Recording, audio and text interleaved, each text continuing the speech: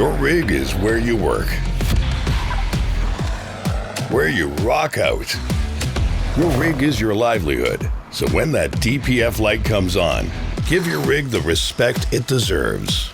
As for Road Warrior, stronger seals, better manufacturing, and it's made of metal that lasts. Less downtime and more miles on the road so you can haul longer. Respect the rig. Become a Road Warrior.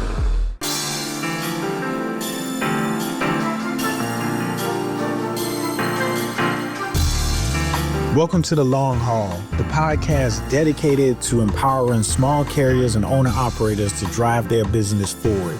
I'm your host, Adam Wingfield, bringing you insights from industry leaders, real-world success stories, and strategies to help you navigate the road to profitability.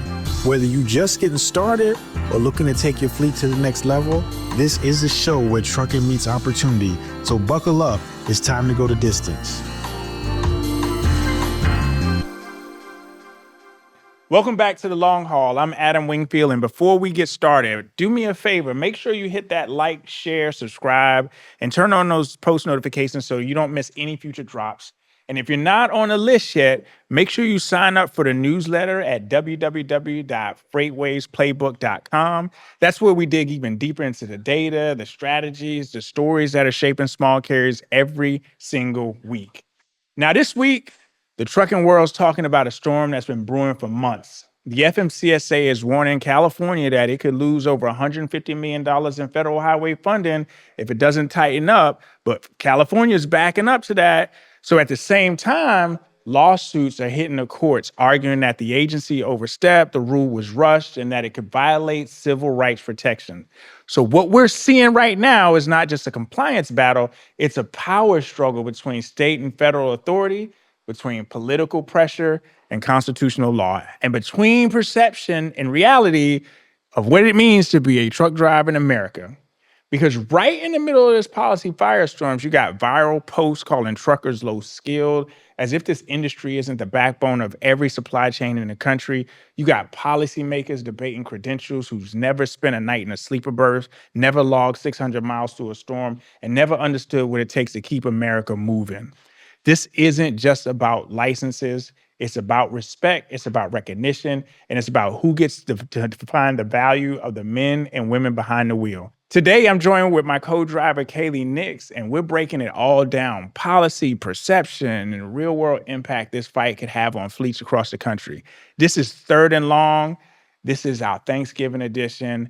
Let's roll. Kaylee, what's up? It's great to be with you again. I'm happy to be here for this month's episode of Third and Long. We're headed into the last 2 months of the year. What? Still have a lot to talk about. And last time, I think that the feather ruffling that we did ended up being for good. Yeah. Maybe we'll keep that streak going, right? Man, let's ruffle them. And you know what? There would be not a better time to ruffle feathers than during turkey time. There we go. It's Are you a turkey Thanksgiving trot family? Or 100%. Okay, 100%. me too. My plateth overfloweth. When it's turkey time, it's turkey time. And There we I'm go. excited about this time of the year. I love it. I love this time of year. I love that we're headed into the last 2 months of the year with still this incredible spotlight on the trucking industry. We have now truly broken out of our kind of niche media echo chamber of trucking policy. Yeah. And we're across all of the mainstream channels, right? Everybody knows what's going on with the non-domiciled issues.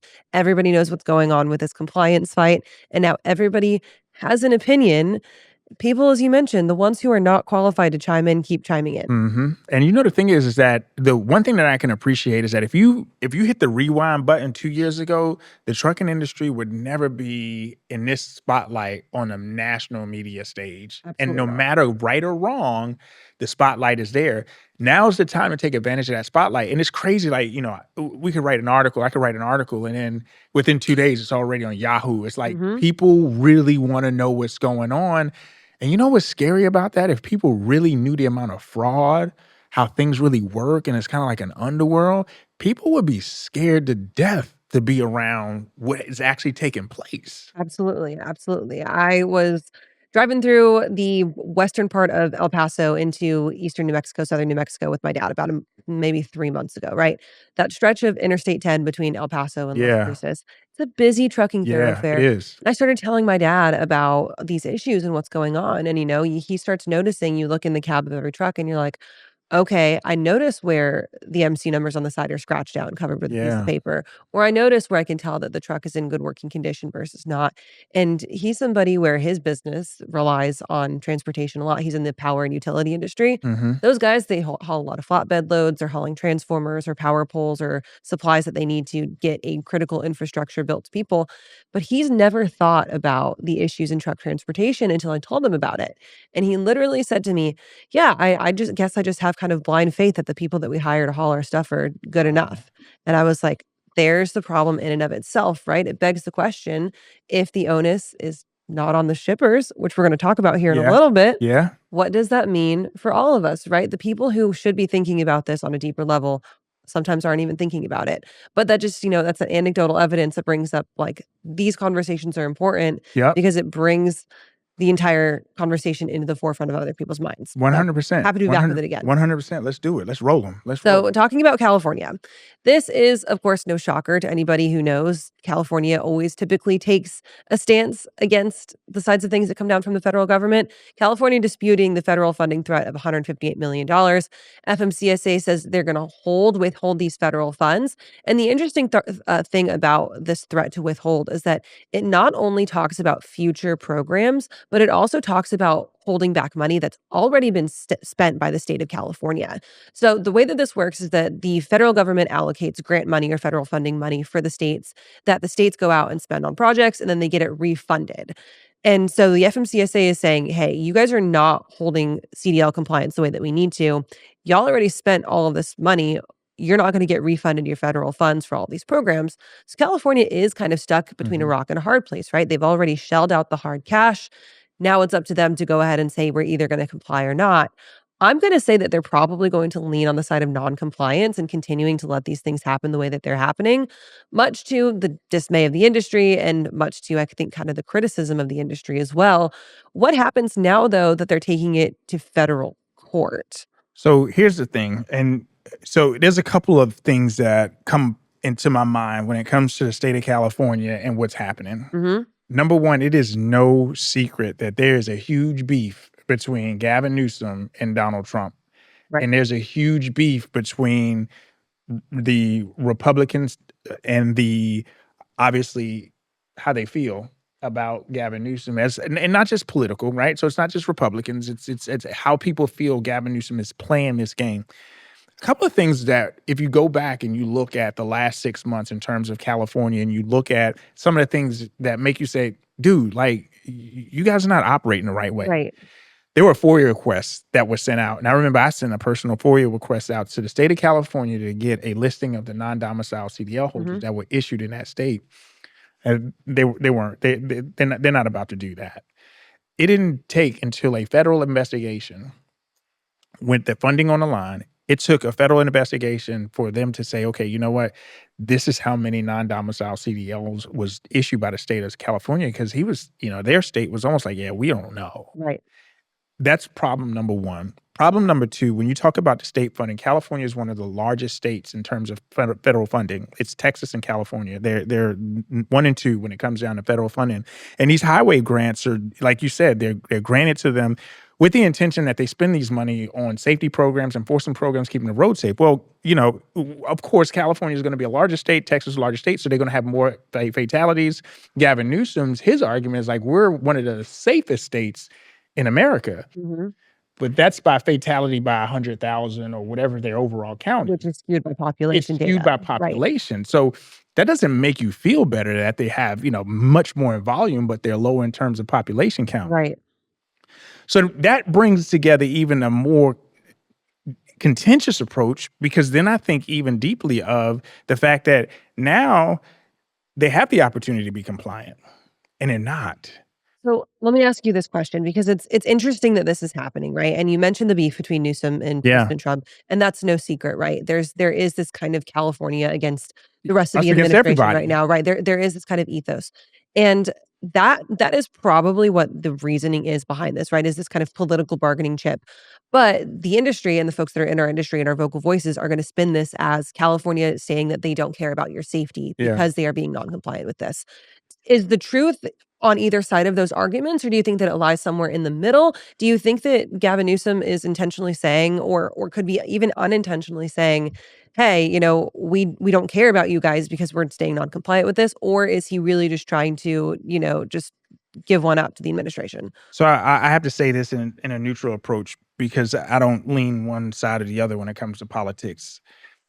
I think part of it is Gavin's like, put some respect on my name. Mhm. We operate, that's that entitlement that we operate, the largest economy in the United States. The amount of money that California, contributes to the United States economy is Well, and they hold a ton of the incoming freight power they do. too. They Where do. all It's the all the imports that are the coming Port of from Long it. Beach, LA Like, and Long Beach, the right. Inland Empire, like they have a very real responsibility to be in compliance with this because they They hold so do. much of the freight They power. do. They hold so many of the cards, but Gavin is like, put some respect on my name first. And that's what I get out of him as a Mhm. politician. He's like, you're not going to big dog me, Right.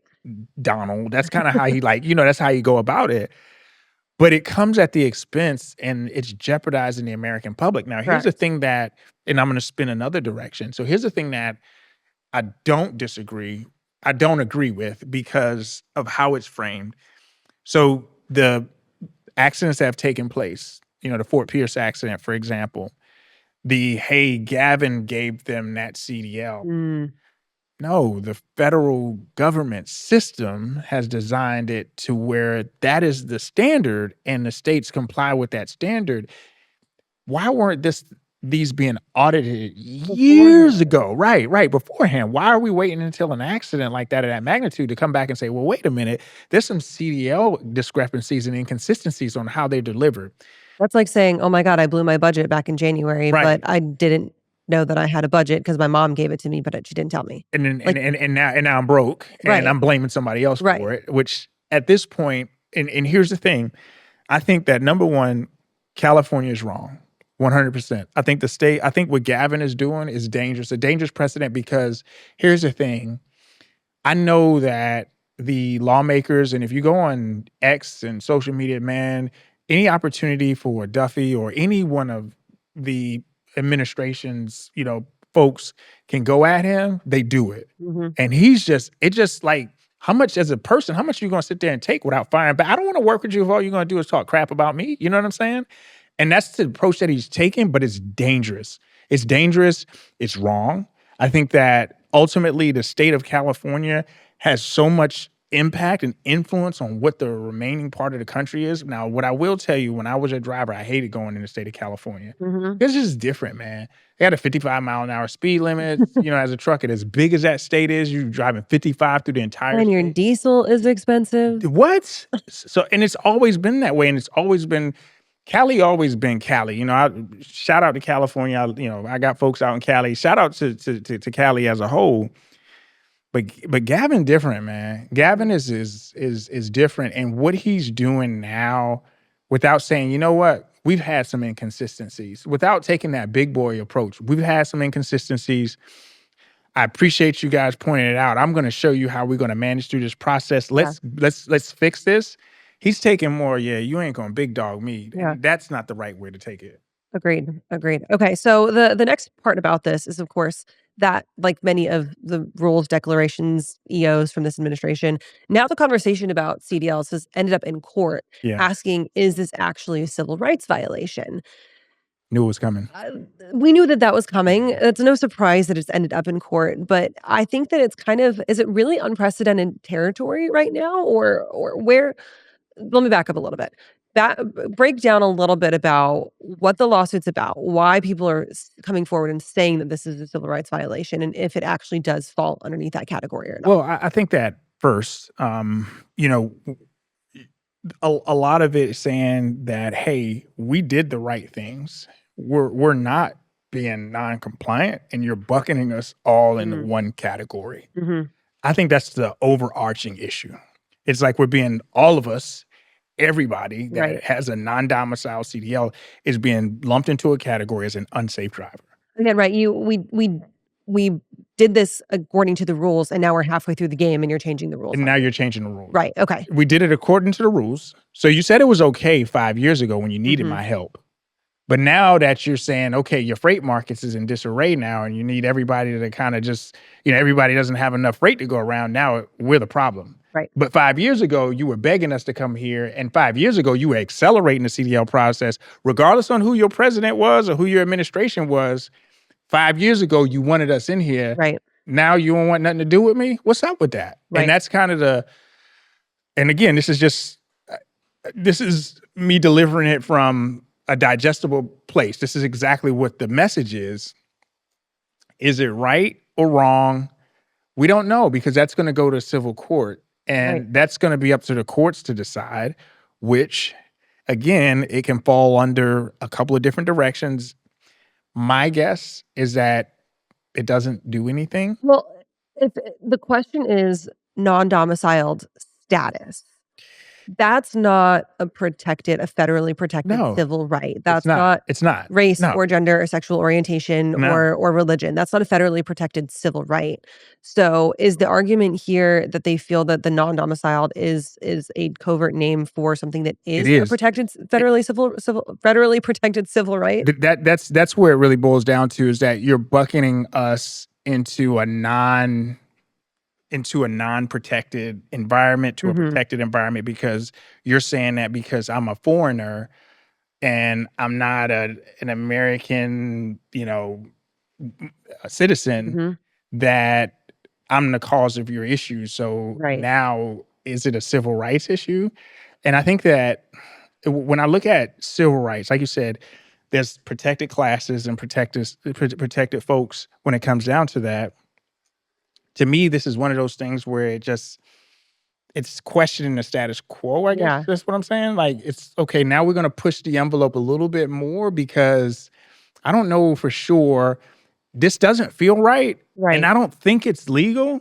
So I think it's civil rights, because you're not treating me like you would treat somebody else. Okay. And that's kind of how when you look at the lawsuit and you look at the wordings behind it and how it was drafted, it was more along the lines of that you're just not treating me fairly. Yeah. And I went through the process that you gave me, and you're treating American drivers different than me. And so I got into an argument yesterday. No, it wasn't an argument. It was a quick, hey, get out of my inbox. A little tizzy. A little tizzy. We'll call it that. Where his comparison was, are you saying that just because that I'm from this country and I've been running safe in this country for this long, I can't come to your country and operate safely? Well, if you can't read the signs, you can't. Because, in the wintertime, and just for example, I was on my way to the airport yesterday and traffic backed up all of a sudden. But there was a sign that was a mile and a half saying, hey, all 3 right lanes are closed. You need to get on over to that left lane. Well, if I can't read that, I'm barreling down the right lane at 70 miles an hour, and I'm coming around that curve, I'm slamming on brakes. Hopefully, I'm plowing in the back of somebody else, which has happened. Yeah. If you can't read, Katie, listen. So here's a great example. So when I was a driver, one of the things is I had to come through I-40, coming back home from North Carolina. So coming from California, I got to go through I-40. I-40 is this place called Black Mountain. If you're a driver, you know where that is. In order to proceed to go down the descent on Black Mountain, it's got a big sign that says all drivers need to pull over and read the instructional. What the instructional is a list of all your runaway ramps, how far apart they are, and the actual speed that you need to descend the mountain at, and it gives you the grade percentage. What if I couldn't read that? Yeah. What if I couldn't read that, and it's November today, we're in November, and you know what happens in November? You might get a little sunshine, you might get a little wintry mix. We got snow in the Appalachian Mountains over the weekend. Right. So that's a real thing. So what if it's snowing coming down there and I can't read the sign? I'll blow past that sign and I'm going straight down Black Mountain. And Black Mountain is not no punk now. I mean, it's not the worst I've seen, but ain't no punk now. You can't sit there and sleep on Black Mountain. You're coming through curves and things like that, and it goes downhill pretty good. But if you can't read that is a safety issue. However, from a civil rights standpoint, just like we just talked about, I can't just say because I look at you and say, oh yeah, because you're not from North Carolina, I don't think I can't mess with you. There's a difference. Right. And I think that is a very, very thin line. Yeah. And I think what's being said is that, hey, you know what? Sometimes you cross it, and that's the overarching theme is you guys are crossing the line, and we're Yeah. going to take this to the next level. Yeah. It's going to be interesting to see how this plays out in court. And it's going to be that matter of perception, which leads us into this interesting next point, because through all the conversation and bringing the outside voices in back to this, maybe some people who are commenting on these issues aren't necessarily qualified. I want to let you down. The middle of September 14th through September 20th, National Truck Driver Appreciation Week. Yep. It took less than 6 weeks for us to get from National Truck Driver Appreciation Week to people coming onto the internet and making their assertions that trucking is a low-skilled job and devaluing the value of the truck driver that works in our community. Less than 6 weeks for people to go from truck drivers are our heroes, we appreciate you, thank you so much, to, quote, you are pretending truck driving is something it is not. It is a relatively low-skilled occupation that requires minimal training. I'm going to drop the mic right here. How did we get from 6 weeks ago saying thank you to our drivers to conversations like this right here? And why are those incorrect? So we have less than an hour. We have less than an hour, and throw that back on the screen, because I want to, because when I looked at that, when I first saw that, okay, I started off, I was a truck driver, right?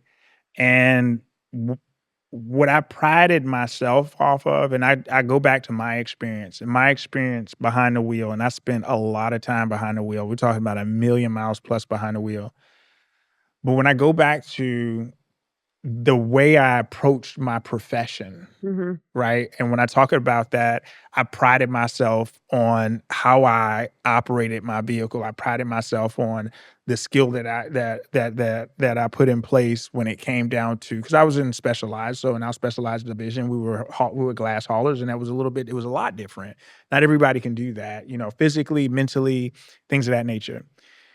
The problem with that, there's a couple of things that piss me off about when people say stuff like that. When you say stuff like that, it drives more awareness negatively to where people think that, okay, we need to automate it more. We need to push these guys out, because these guys and these ladies out, because we can just get computers to replace. That type of mentality becomes much more popular. But also, I'm going to say this. If you ain't never sat behind the wheel of a truck and actually operated a truck, like, I really don't give a damn, but like, the message behind that is that the skill that it takes to be able to operate 80,000 pounds. And here's the thing, and I remember, and I'll never forget this, and I'm not really sure if he's still with us or not, but I had a trainer, his name was Kevin Garnett, true story. His name was Kevin Garnett, right? And we laughed about it all the time. And when I first started, I was like 21 years old. So like, I was a young kid, and when you're hauling glass, every time your max gross every time you haul out. So I'm talking about heavy. And if I'm not talking about driving a U-Haul truck, I'm talking about a heavy 80,000 pounds. 80,000 pounds, and those drivers that know what I mean, pulling out at 48,000 pounds on a flatbed is a lot different than pulling out with 20,000 pounds on a dry van. It requires a different level of skill. And sometimes that skill is an innate and an internal skill on being able to have that ability to handle that equipment. And I remember I was going through a construction zone with the barriers out in a single lane, one way. And I'm talking about, it was this tight, and we're going through, and I'm white knuckling it through that construction zone, because you can feel every pound. It was pouring down, raining. And I looked over at Kevin Garnett and I said, hey man, I said, will this ever feel comfortable? Like, would I ever get comfortable at this? He's like, you know what? Over time, it'll become much more and more comfortable to you. And I say all of that. I'm saying all of that for a reason. All of that is a skill. All of that is skill. And a lot of times what people, they look at things, just because I make it look easy doesn't mean that it's easy. Right. And it's the same way. Me and Malcolm, we were just, right before the show, we were talking about football, right? We were just talking about it. Like, we were talking about Bryce, and we're talking about, I'm a Carolina Panthers fan. We're talking about football. But at the end of the day, it's a lot easier to sit back here and talk about it when you don't have to be about it. It's a lot easier to sit behind, this desk here, this microphone, and be able to talk about it without actually having a 6'5", 260-pound defensive end coming around the corner, or the 4.4 speed that he did in the combine. And I've got to hit a receiver with a window that small. It's a lot easier to do that. But when people say stupid shit like that, excuse my French, when people say stuff like that, and she got 500,000 views in less than a day. So there's a thing on the internet called rage bait. And I believe that was one I of think it. that probably was rage bait, but I'm of the opinion that every job, no matter how small, no matter how undervalued, overlooked, everything that puts somebody in gainful employment is valuable. That's a skill. It's a skill. It's a skill that's needs to be taught. It's a skill that needs to be preserved. It's a skill that needs to be passed on. You can't undervalue the work that somebody does No. just because you don't like the perception of what they're doing. And this person, whether it was rage bait or not, It was whether rage this bait. person Had to been. was a bot or not, could be, who knows? It's X. We know that it's the bad place. The problem stands with that sentiment that we know that people hold in their hearts, even if they're They not do. bold enough to say it, They right? do. There are people who drive down the interstate and who have forgotten the value that they put on the American truck driver 5 years ago when they had no goods in their house because COVID shut the world down, right? Nobody thought about how your goods get from point A to point B until you realize that you needed You them. need it. And now we are 5 years removed from that need, and now people are losing this again because we have this debate. The fact of the matter is that trucking is one of those things that is probably one of the most multi-skilled Oh my God. physical and mental exercises that you can do.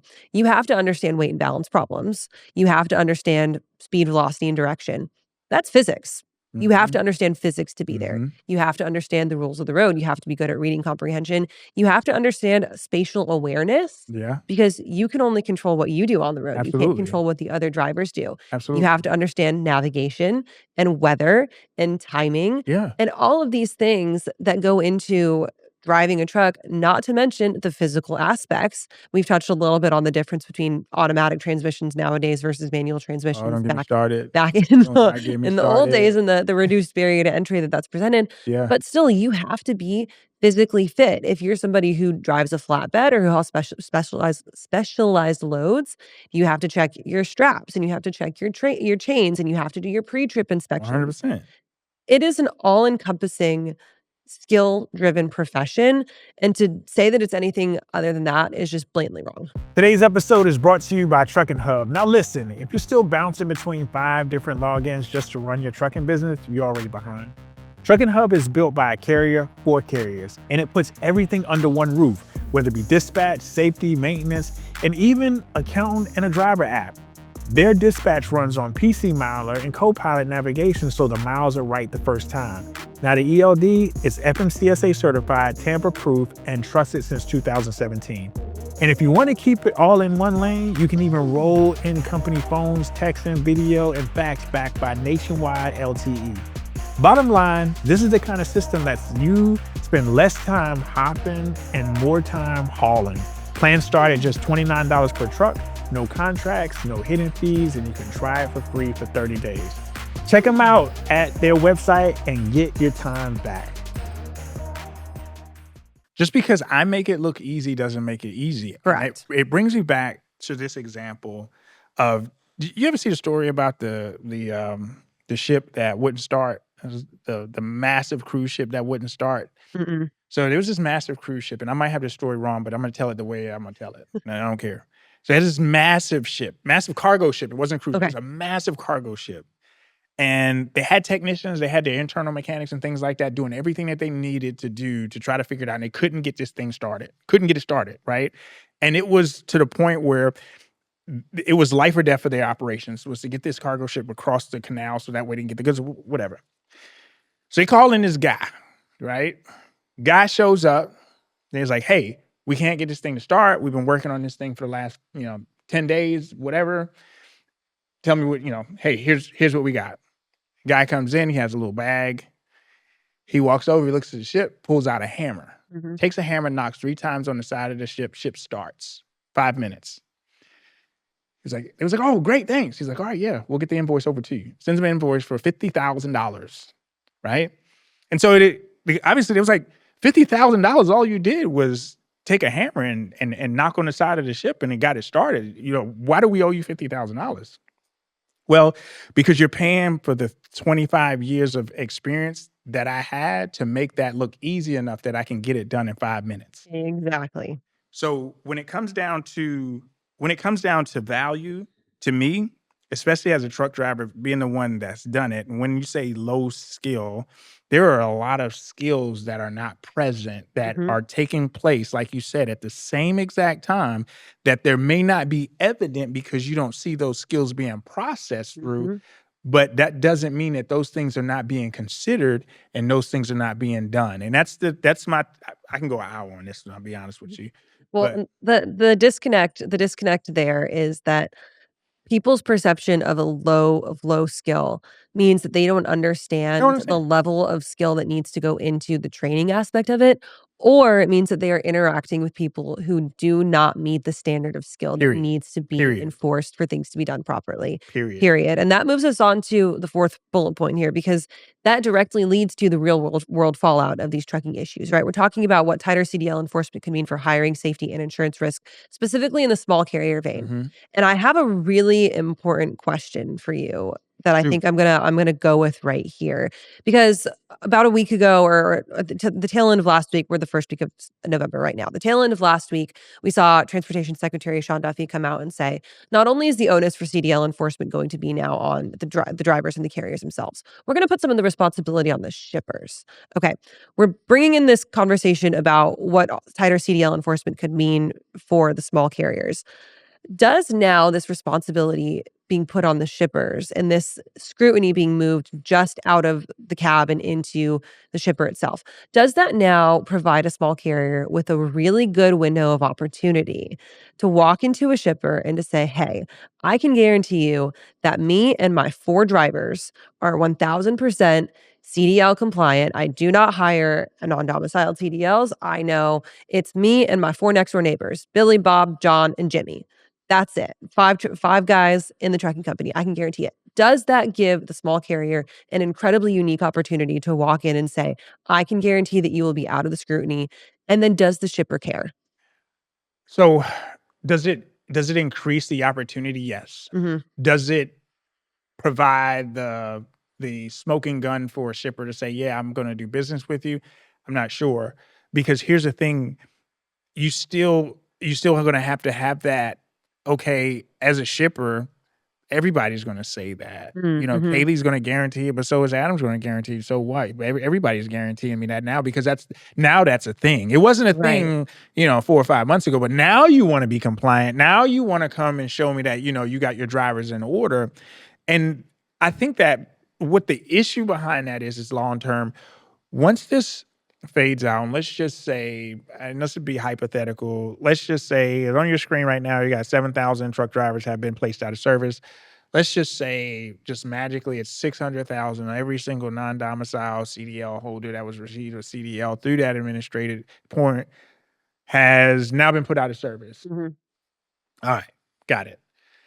What's the next step for driver compliance? Is it just, okay, as long as they're not a non-domicile CDL, are they good? Is Right. that what we're saying? And I think that's goes back to the civil rights piece is like, Yeah. okay, you're saying that the only issue with safety that you have is the fact that I have a non-domiciled CDL Yeah. and a work visa. You're not saying that, okay, I went through this training, I went through this, I went through Smith system, I went through all. You're not saying any of that. You're just saying as long as I don't have a non-domicile CDL, I'm good. Mm.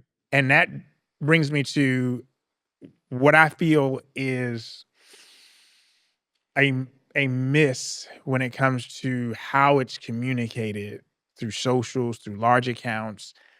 The miss is that we're framing it up more along the lines of how it looks Mhm. from a optic standpoint versus what it really the intent behind it is. Because now that's basically saying like, all right, just for example, me and Malcolm's trucking, right? Mhm. We go to apply for Malcolm's trucking. I've got a non-domicile CDL. You have a standard CDL. No shade on you. You never drove a semi truck before over the road, but I I have. haven't, that's correct. But I have, and I've got plenty of experience. He's gonna say, "Yeah, you're gonna be safer than Mm. me." Okay. You see what I'm saying? Absolutely. And that's where I think that that's where I think where it gets troublesome. It's risky. It's very risky. Okay. And I think that that's why, and I was reading and I spent a lot of time on social just because I want to make sure I keep a good wide band Yeah. of intake. And some of the stories and some of the things I see is like, yeah, I've been driving for, 15, 20 years, in such and such. And what's the difference there if you in the military and you're driving a truck in the military for, 10 years and then you come and get a CDL, I think that's where we kind of fall short Yeah. in terms of how it's communicated. And I think when you take a no BS approach in communications, sometimes you miss the boat and you miss an Yeah. important mark, especially for people to understand. So there's a conversation that we're having internally here at FreightWaves right now. And if you were at the Future of Freight Festival, you caught Craig Fuller's conversation with Steve Gold, who runs a federally compliant, federally regulated training school, CDL training school. And him and his team are doing some pretty big work of aggregating FMCSA publicly available FMCSA data to figure out, okay, your carriers are having this many crashes as a percentage of their drivers that they're having and fatalities and things like that. And he brought it forth on stage and brought up the conversation of the training issue Yeah. and the fact that we're not doing the same level of scrutiny at the training level right now as No. we're doing at the driver level. If you go to the FMCSA training website, which is a publicly available database, you are able to see what driving schools are out there for you to get a CDL. Now, it's different types of CDLs. You've got Class A's, Class B's, Class C's, and there's things like city public works divisions that train CDL Sure. drivers specific to their needs and things like that.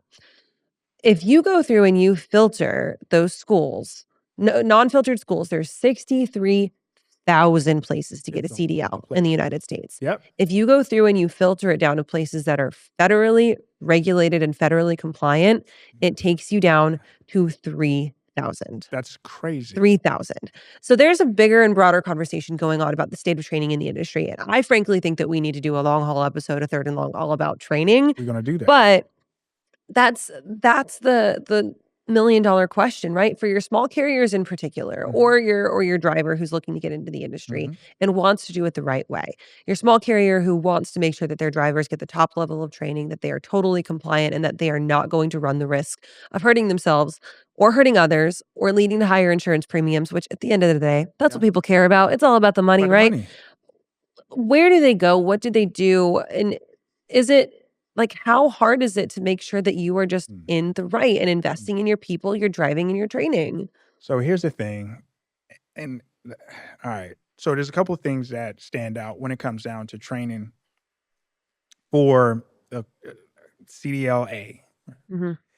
There is such a wide range when it comes to standards in terms of fulfilling those standards. I'm going to give you a quick story and then I'm going to dig into it. So it was in the early 2000s, a really good friend of mine, our plan was to team together. He was getting out of the military. And so we had a team together and I was like, okay, at that time, I was over the road with Schneider. I was like, all right, cool. Here, go get your CDL. And once you get your CDL, then you can come over to Schneider and then we can team together. All right, cool. So he went to this school by Swift Transportation, and it was in Middleton, Tennessee. And he got his CDL through that school, right? So went through the CDL school, yada, yada, yada. I won't go into much detail about it. If you want to know more about that, you can actually look it up. I'm going to fast forward to about 2007 or 2008, something like that, somewhere in that. Me and him we were operating on a local job, right? So, I mean, we were doing 600 miles or, whatever. And I'll never forget, he got a call into the office. It was like, hey, he went to the safety office and they're like, hey, your CDL has been suspended. And it was a letter that he got in the mail from the FMCSA saying that school in Middleton, Tennessee has been suspended and closed down for federal investigation. Therefore, your CDL is no longer valid. You have to actually go and take the test again, retest on the written and on the driving side, just so we can make sure. So I say that because you just said that there are 63,000 schools.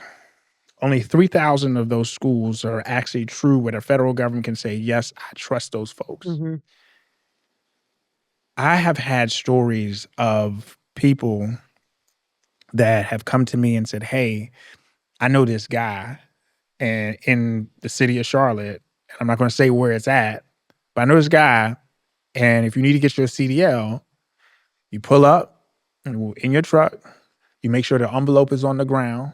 When he gets in the truck, you make sure that there's $500 in the envelope. When he sees the envelope on the ground, he grabs the envelope and y'all get to moving. Mm-hmm. That happens. And then when I think about testing and I think about, a lot of your CDL schools have third parties. Some of your CDL schools have in-house testers that are DMV testers. The problem overall, and I just go back to my training experience. My training experience felt like boot camp, and I didn't even go into the military and it felt like that.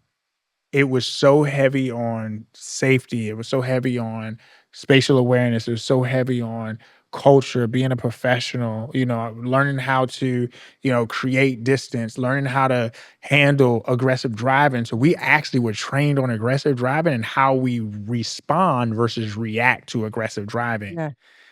So to answer your question on the small carrier side, the problem with it is that it's all a matter of what the insurance company says that they're going to write on the policy. Okay. What I mean by that is that if they run your MVR, the insurance company is going to run your MVR. They're not going to go back and say, how was Kaylee trained? Does she have really good training? They're going to run your MVR, see if you got any speed and moving violations and how long you've had your CDL.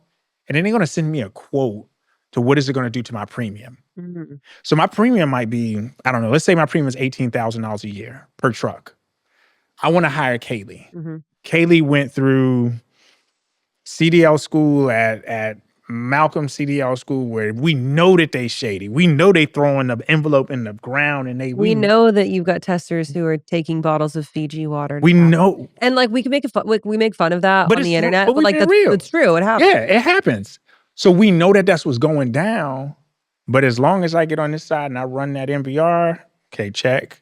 I run her history. Okay, she's had her CDL for 2 years. Check. I don't give a damn what school you went to. I don't care how you got your CDL. And it's the question of training isn't brought into the spotlight until something tragic happens. And that's part of the problem, right? And that's, if you go back and listen, like I mentioned, to Steve Gold's conversation, which you can find on the FreightWaves YouTube channel, just a little plug there. Yeah. That is the whole entire point, right? Is that all of these issues are systemic it's a funnel from the top down. Yeah. Right. So if we can get to the top of the funnel and say, let's fix our training that we've got going on here, we end up being proactive versus reactive about a lot of these issues. The problem is that because the training is not audited in my perspective, I just feel like I would do things differently if I was, if I had the ability to do it. I'd have people, checking. It's just like when you go to a restaurant, right? Mm-hmm. I go to this restaurant in Chattanooga, I can look on the wall and I can tell whether or not that restaurant's being managed at least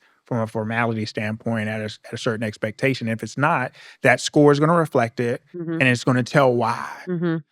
My issue with training is that it's not like that. And I appreciate, and I'm going to tell you, I appreciate the megas for how they go about certain things. For example, if Kaylee worked for Malcolm's Trucking for, 6 months and she got her CDL through his CDL school, I remember back when I was working for Megas, they would look at your training and be like, no, you're going to have to go through our training program because I don't know about, you got to come through our training program.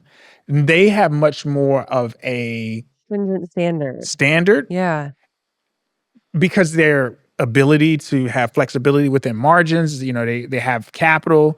But if I'm a small carrier, I just got to get a driver behind the truck that my insurance company ain't going to bust me over the head for. So I think that's the difference. So I take more of a risk because I don't Kaylee, I'm not going to as a small carrier, I'm going to look at I'm going to look at your CDL. Yeah, you got a CDL, cool. But I'm not going to look at how you were trained.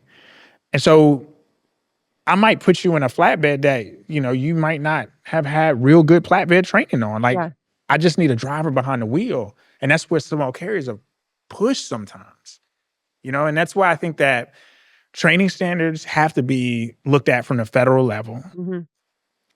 I think we need to get back to safety as being the standard. Mhm. But I mean, I guess that's the same thing when it comes to healthy food. Yeah. There's money in being unhealthy. Right. There's also, unfortunately, there's money in accidents. Right. So let's wrap it up. Let's bring it on home because this all we do such a good job of this because we end up exactly where we want to end up. But it Absolutely. all brings back the question: living in a deregulated trucking industry, we are now seeing piecemeal regulation be introduced again, again, Mhm. again, and again as problems arise in the industry. And when deregulation happened back at the end of the turn of the last century, I don't think that anyone could have looked ahead to the mid No, 2020s and said like, no, "Oh my God, we're going to be watching all of this now," no. right? They didn't have that crystal ball here. So now we're starting to see this piecemeal regulation come through, but it is politically charged in some aspects. So it begs the question of as we're rebuilding this regulation, as we're starting to fix the industry one strike of the law pen at a time, how do we find the balance between keeping it political versus keeping it publicly driven? Is there a balance? Is the fact that we're in such a politically charged atmosphere right now with every single decision that's being made, regardless? Is there a way to put safety at the forefront of these conversations always? We're asking the existential questions to ourselves, and we need to be on Capitol Hill asking these questions of our elected representatives instead. But until we can do that, we have the two podcast mics. So here's the issue. Over the last decade, 10 years, politicians on both sides of the aisle, left and right, have been conditioning the people on playing the blame game on the opposite side of the aisle. Mhm.